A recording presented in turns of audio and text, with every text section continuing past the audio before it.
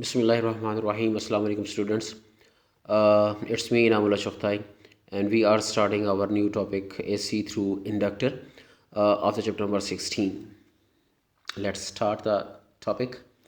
Students, first of all, these are the pages which have taken from the book just to show you all the topic AC through inductor in this book.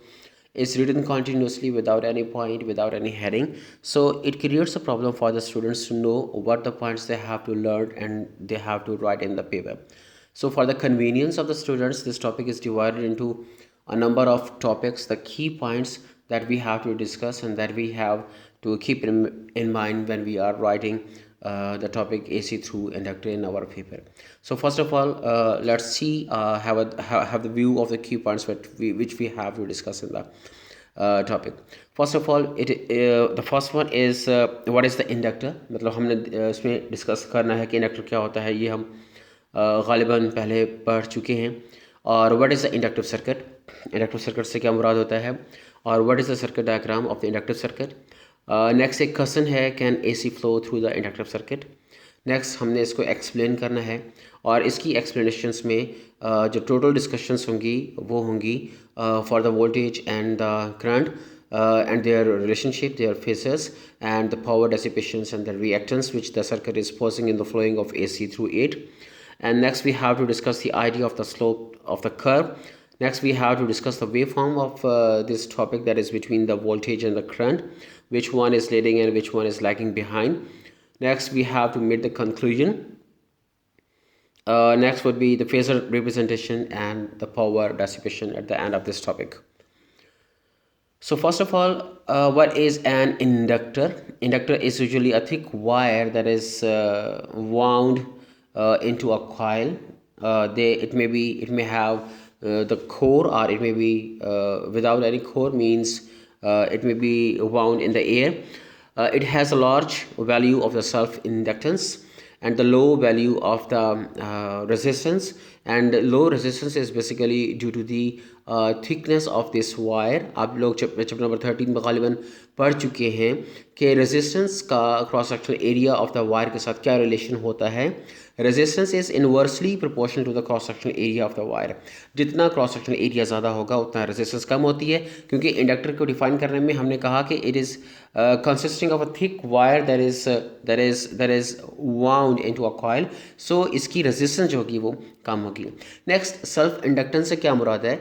Self inductance से मुराद है कि ये एक ऐसी property है coil की जिसकी वजह से ये inductor sudden change in the current को अपोज करता है, और यही प्रॉपर्टी सेल्फ इंडक्टेंस की इसको डिफरेंट बिहेवियर देती है as compare to the resistance, as compare to the capacitor in the AC circuits.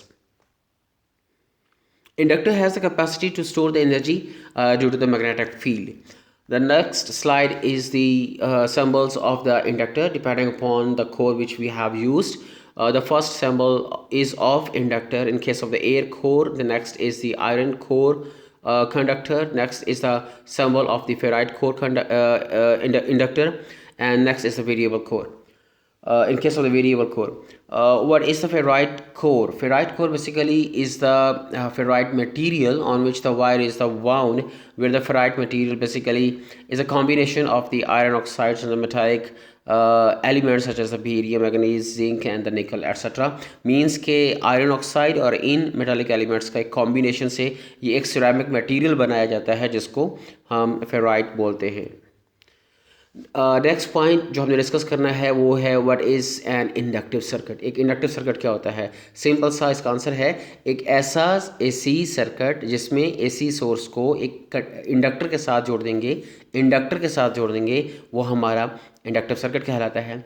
और what is the circuit diagram of the inductive circuit? Again हमें सर्किट डायग्राम दिखाई गई है जिसमें हम एक सर्किट को एक इंडक्टर के साथ, एक कॉइल के साथ हम जो है वो कनेक्ट करता हुआ दिखाएंगे. ये हमारी सर्किट डायग्राम होगी. दो डायग्राम दिखाई गई हैं, लेफ्ट एंड राइट. लेफ्ट वाली सिंपल है और राइट में हमारे पास एक स्विच भी दिखाया गया है और कॉइल से पैदा होने वाला मैग्नेटिक फील्ड भी दिखाया गया है. और चूंकि मैग्नेटिक फील्ड इटसेल्फ एक EMF इंड्यूस करता है जिसको हम बैक EMF बोलते हैं, करंट इंड्यूस करता है, क्योंकि ये वैल्यू जो हम दे रहे हैं वोल्टेज की, अप्लाइड वोल्टेज, वो हमारे जो है वो अल्टरनेटिंग वोल्टेजेस हैं, लिहाजा जो उसमें मैग्नेटिक फील्ड होगा वो भी अपनी पोलैरिटी को चेंज करेगा, जो उसमें ईएमएफ पैदा होगा वो भी अपनी पोलैरिटी को चेंज करेगा, जिसको डबल हेडेड एरो के साथ यहाँ दिखाया गया है। Next question, can AC flow through the conductor. इस क्वेश्चन का आंसर हम 3-4 बातें जो है वो डिस्कस कर सकते हैं। सबसे पहली बात यह है कि जब कभी एक अल्टरनेटिंग सोर्स वोल्टेज एक इंडक्टर को दिए जाते हैं, तो वो जो इंडक्टर को दिए जाते हैं तो इंडक्टर उसको अपोज करता है। ये पहला पॉइंट हम लोग डिस्कस कर रहे हैं इंडक्टर की प्रॉपर्टी सेल्फ इंडक्टेंस के हवाले से, क्योंकि सेल्फ इंडक्टेंस एक ऐसी प्रॉपर्टी है जिसकी वजह से जो इंडक्टर है वो एक चेंज इन द करंट को अपोज करता है। इसी प्रॉपर्टी पे बेस करता हुआ हम दूसरा पॉइंट बनाएंगे कि इसका behaviour as compare to resistor and capacitor के वो डिफरेंट होता है। और नेक्स्ट हम एक और पॉइंट इसमें ऐड करते हैं, effect of the sinusoidal supply produces a phase difference. हमने कहा कि इंडक्टर का behaviour as compare to inductor capacitor के और रेजिस्टर के डिफरेंट होता है। तो डिफरेंस क्या आएगा, यहाँ पे हम फेज डिफरेंस डिस्कस करेंगे between the voltage and the current. और फोर्थ पॉइंट इसमें हम ये कहेंगे कि इसी की बिहेवियर के हवाले से कि it forces the current, it opposes the flow of the AC through it, and the value of its opposition posed by the inductor basically is directly proportional to the value of the inductance of the coil and the frequency of the AC waveform। कि जो ये reactance अपनी inductive reactance pose करेगा, जो opposition ये देगा in the flow of the current, वो दो चीज़ों पे डिपेंड करती है, इंडक्टेंस ऑफ द कॉइल पे और फ्रीक्वेंसी ऑफ द कॉइल पे। तो इस तरीके से जो एसी करंट का जो फ्लो है इन द इंडक्टर वो as compare to capacitor and as compare to resistor different है। Students, next we have to discuss the equation in the heading of the explanation। तो सबसे पहले जो बात यहाँ पे कही गई है कि जब एक इंडक्टर में से करंट फ्लो करता है तो इंडक्टर अपने गिर्द एक मैग्नेटिक फील्ड पैदा करता है, और वो magnetic field with in the same coil एक ईएमएफ पैदा करेगा जिसको हम बैक ईएमएफ बोलते हैं, और उस बैक ईएमएफ की value EL is equal to L del I by del T है। ये कंसेप्ट आप गालिबन चैप्टर नंबर 15 में सेल्फ इंडक्शन और म्यूचुअल इंडक्शन वाले टॉपिक में इस किस्म का कंसेप्ट हम लोग पहले पढ़ चुके हैं कि बैक ईएमएफ की value in case of inductor EL is equal to L del I by del T के बराबर होती है। नेक्स्ट स्टूडेंट्स, हमने अभी बात की है कि इन case of the inductor resistance zero होती है, और अगर रेजिस्टेंस ज़ीरो हो तो जो बैक ईएमएफ पैदा हुआ है कॉइल के अंदर वो अप्लाइड वोल्टेज के बराबर होगा। EL is equal to the V applied voltage. इस तरीके से हम चूँकि दोनों वैल्यूज़ बराबर हैं तो हम अप्लाइड वोल्टेज की वैल्यू को भी L into del I by del T के रेफरेंस से लिख सकते हैं। अब हमारे पास जो क्वेश्चन बनी V is equal to L into del I by del T, इस क्वेश्चन में अगर हम L की बात करते हैं तो ये हमारे पास सेल्फ इंडक्टेंस है, और for the given inductor L is a constant value. So बाकी जो रिलेशन बाकी बचेगा हमारे पास वो होगा applied voltage V is directly proportional to the del I by del T। ये इक्वेशन बहुत इंपॉर्टेंट है क्योंकि इस इक्वेशन की बेस पे हमने ग्राफ प्लॉट करना है। ये इक्वेशन क्या ज़ाहिर करती है, ये इक्वेशन ज़ाहिर करती है कि value of the voltage slope of the IT curve के बराबर है, means voltage is proportional to the slope of the current. अब स्लोप का एक ग्राफ यहाँ पे दिखाया गया है साइड में, हम इसको नेक्स्ट जाके स्लाइड में डिस्कस करेंगे, लेकिन इससे पहले मैं स्लोप के हवाले से बात करना चाहूँगा। इससे लास्ट लेक्चर में भी हम स्लोप का एक आइडिया ले चुके हैं। Just for the layman understanding we should have an idea what is mean by the slope. Slope को समझाने के लिए, एक आइडिया के लिए आपको एक इमेज दिखाया गया है, जिस इमेज में एक स्टीप रॉक है, और आप यहाँ पे इमेजिन कर सकते हैं कि एक स्टीप रॉक पे चढ़ना कितना मुश्किल होता है, कितना मुश्किल होता है। लिहाजा जहाँ पे हम बात करते हैं स्लोप ज़्यादा है तो वहाँ पे हम बात करेंगे कि वो उसकी ढलान जो होगी वो बहुत ज़्यादा होगी, क्योंकि स्लोप की कॉमन सेंस में अगर हम ट्रांसलेट करते हैं उर्दू में तो स्लोप के लिए हम वर्ड ढलान का भी यूज़ कर सकते हैं, जिसका एक कॉमन वर्ड और हम जो है वो स्टीप रॉक्स या स्टीप माउंटेन्स एट्सेट्रा, इस सेंस में हम उसको यूज़ करते हैं। तो इस इमेज को याद रखिएगा, ये इमेज आपको एक अंदाज़ा देगा कि जहाँ पे स्लोप ज़्यादा होता है मींस ढलान ज़्यादा होती है। यहाँ पे तो ढलान है नहीं, यहाँ पे बिल्कुल खड़ी चट्टान दिखाई गई है, तो मतलब इस पे चढ़ना बहुत मुश्किल होगा। तो जहाँ पे स्लोप ज़्यादा होता है, हम चूँकि बात करेंगे करंट ऑफ द वोल्टेज के हवाले से, तो हम चूँकि करंट के कर्व की बात करेंगे, तो जहाँ पे slope of the current curve ज़्यादा होगा वहाँ पे वोल्टेज ज़्यादा होगा। तो आपने ये इसको जोड़ना है कि जहाँ पे स्लोप ज़्यादा है वहाँ पे जो है वो करंट की वैल्यू, वोल्टेज की वैल्यू ज़्यादा होगी। जहाँ पे स्लोप ज़्यादा है वहाँ पे चढ़ना मुश्किल होता है। अगेन इसी चीज़ को नेक्स्ट एक और कर्व में दिखाया गया है। ये करंट का कर्व हमें दिखाया गया है मैरून कलर में, और उसमें एक इमेज दिखाया गया है जो कि वॉक करता हुआ है। अब पॉइंट ए पे अगर आप देखें तो स्लोप बहुत ज़्यादा है, मीन ढलान बहुत ज़्यादा है। अगर ढलान बहुत ज़्यादा है इसका मतलब ये है कि यहाँ पे चढ़ना बहुत मुश्किल होगा। क्योंकि ये करंट का कर्व है और ये करंट का स्लोप हमें वोल्टेज के बारे में बताएगा। तो जहाँ पे स्लोप ज़्यादा है, जहाँ पे चढ़ना मुश्किल है, वहाँ पे वोल्टेज की वैल्यू मैक्सिमम होगी। पॉइंट बी पे देखें, ये अगेन ऑलमोस्ट फ्लैट है, तो इस जहाँ पे स्लोप नहीं है वहाँ पे इजीली वॉक की जा सकती है। जैसे on the top of the mountain हम इजीली मूव कर सकते हैं क्योंकि वो स्टीप नहीं होगा। वहाँ पे एक फ्लैट जो है वो एक सरफेस कंसीडर की जा सकती है, तो वहाँ पे चलना जो है वो कंपैरेटिवली इजी होगा। तो यहाँ पे भी पॉइंट बी पे स्लोप की वैल्यू 0 है। जहाँ स्लोप की वैल्यू 0 होगी वहाँ पे करंट की वैल्यू भी वोल्टेज की वैल्यू भी 0 होगी। इसी तरह अगेन पॉइंट सी पे भी हमें स्लोप दिखाया गया है जो कि नेगेटिव डायरेक्शन में है, स्लोप नेगेटिव है, लिहाजा यहाँ पे लेकिन मैक्सिमम है, स्लोप मैक्सिमम है तो वोल्टेज भी मैक्सिमम होगा। इस कंसेप्ट को अगर आप ज़हन में रखेंगे तो आपकी बुक में जो ग्राफ आपको दिया गया है उसको समझने में आपको आसानी होगी। अगेन ये है फर्स्ट क्वार्टर हमारे ग्राफ का। ये ग्राफ बिल्कुल रिलेट करता है हमारे बुक वाले ग्राफ के साथ, और उसका फर्स्ट क्वार्टर यहाँ पे डिस्कस किया गया है from O to the A. ये फर्स्ट क्वार्टर के हवाले से हम बात कर रहे हैं। अब ओ वो पॉइंट दिखाया गया है जिसमें आपको रेड कलर में लिखा हुआ नज़र आ रहा होगा कि maximum slope of the current. तो जहाँ पे स्लोप मैक्सिमम है वहाँ पे वोल्टेज की वैल्यू मैक्सिमम होगी। तो आप इसी ओ के बिल्कुल ऊपर ब्लैक लाइन को फॉलो करते हुए अगर ऊपर देखें तो आपको ग्रीन कलर का मैक्सिमम वोल्टेज लिखा हुआ आ रहा है, वी नॉट की वैल्यू नज़र आ रही है। इसी तरह जब हम रेड लाइन को फॉलो करते हुए ओ से ए तक पहुंचेंगे तो हमारे ए पॉइंट पर, चूंकि हम यूँ समझे पहाड़ की चोटी पे हैं और पहाड़ की चोटी पे स्लोप जो होता है वो 0 होगा, लिहाजा स्लोप ऑफ द ज़ीरो जो कर्व है वहाँ पे करंट का जो कर्व का जो स्लोप है वो यहाँ पे 0 होगा पॉइंट ए पे। लिहाजा इसके जो अकॉर्डिंग पॉइंट ग्रीन ग्राफ का बनता है वो भी 0 हो चुका होगा। मीन्स जब हम ओ से मूव करते हुए ए तक जाते हैं तो हमारे जो वोल्टेज की वैल्यू है वो भी कम होती हुई 0 पे आ जाती है। ये बेसिक आइडिया था स्लोप के हवाले से जो कि फर्स्ट क्वार्टर हम लोगों ने डिस्कस किया है, इसको जहन में रखिएगा। नेक्स्ट अगेन हमें एक वेव फॉर्म दिखाया गया है और इस वेव फॉर्म में हमने दो कर्व देख रहे हैं और एक रेड कलर का या ब्राउन कलर का गालिबन, और दूसरा जो है वो ब्लू कर्व दिखाया गया है। जो रेड कर्व है वो करंट के स्लोप को इंडिकेट करता है और जो ब्लू कर्व है वो वोल्टेज के लिए रिप्रेजेंट किया गया है।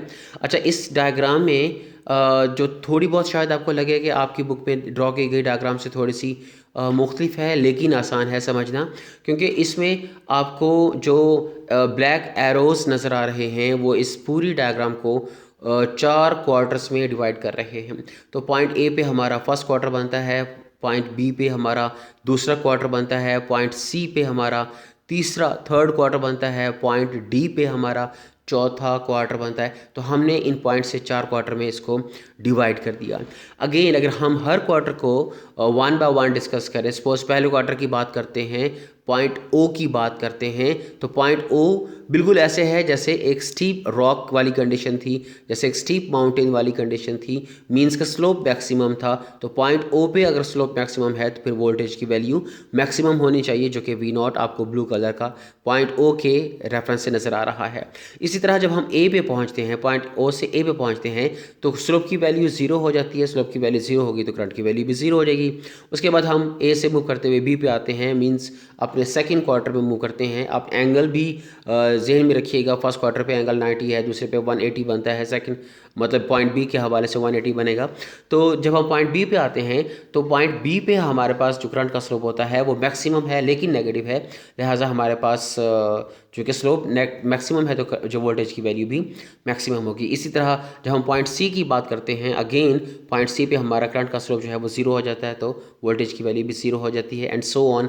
हम इसको डिस्कस कर सकते हैं। स्लोप का कंसेप्ट अपने जहन में रखिएगा और उसके बाद अपनी बुक की डायग्राम को और इसके साथ मैच करके कंपैरेटिवली स्टडी करके देखिएगा, तो ये डायग्राम आपको स्लोप के लिहाज से different values of the voltage को कैलकुलेट करने में बहुत आसानी देगी।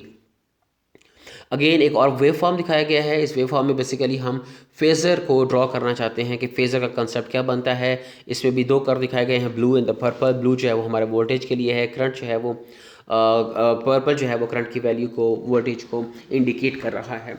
बच्चों चूँकि इसमें हमें नज़र आता है, हम लोग ये स्टडी कर चुके हैं कि voltage is the leading the current by an angle of the 90 degree. So same आपको चीज़ जो है फेज़र डायग्राम में नज़र आएगी।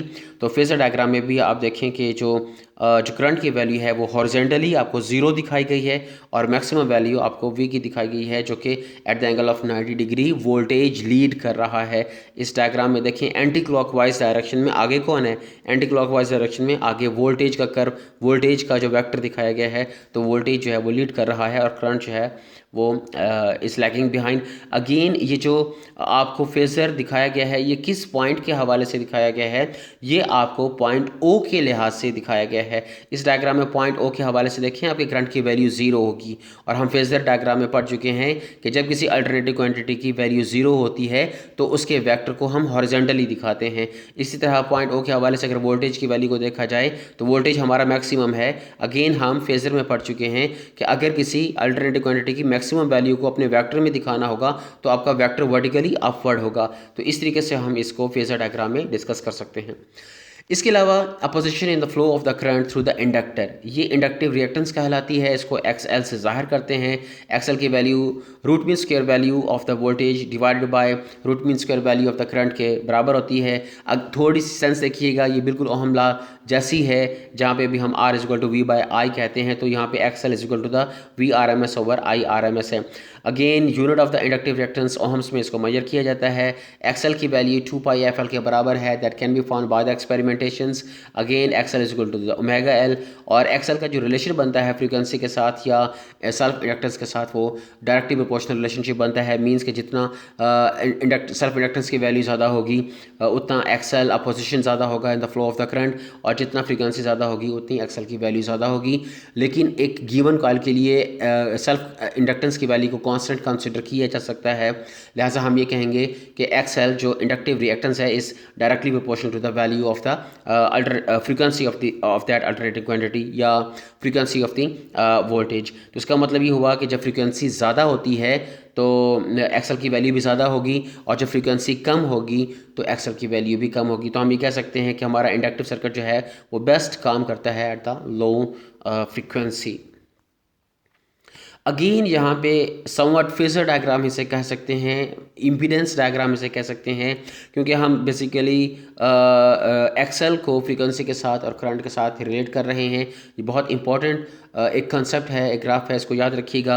आपको एक्स एक्सिस पे फ्रीक्वेंसी दिखाई गई है, वर्टिकल एक्सिस पे आपको करंट दिखाया गया है, और जब एक्स एक्सिस पे तवज्जो करें, अगर हम एक्स एक्सिस पे जीरो से ऑनवर्ड राइट साइड पे towards the positive x axis move करते हैं, मीन्स के फ्रीक्वेंसी की वैल्यू बढ़ती चली जाती है, और जब फ्रीक्वेंसी की वैल्यू बढ़ती चली जाती है तो एक्सएल की वैल्यू को भी बढ़ना चाहिए, जो ब्लू ग्राफ में आपको दिखाया गया है। और जब एक्सएल बढ़ेगा मीन्स अपोजिशन ज़्यादा होगी, करंट के फ्लो करने में रुकावट ज़्यादा होगी, तो फिर करंट को कम होना चाहिए। तो करंट वाली लाइन जो पर्पल है वो आपको कम होती हुई नज़र आ रही है। इस तरह ये एक इंडक्टिव रिएक्टेंस अगेंस्ट फ्रीक्वेंसी एक जो है वो एक ग्राफ बनाया गया है, जस्ट आपके कंसेप्ट को क्लियर करने के लिए कि फ्रीक्वेंसी के बढ़ने के साथ साथ करंट की वैल्यू पर क्या असर पड़ता है।